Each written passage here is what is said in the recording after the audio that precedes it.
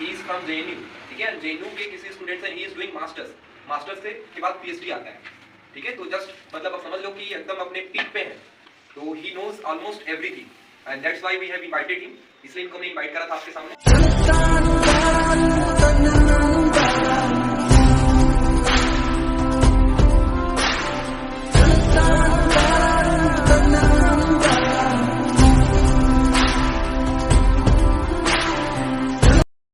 Go to the previous papers. Like I think I followed at my time OSWAL previous year papers, OSWAL, and the board previous year's papers. I downloaded from the board's website.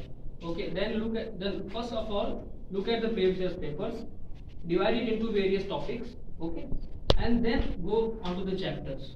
Like if there is chapter of democracy, for example, look at even if वहाँ पे question में नहीं है कि what is decentralisation, वो नहीं है, सिर्फ इतना है कि what are the features that support decentralization in India.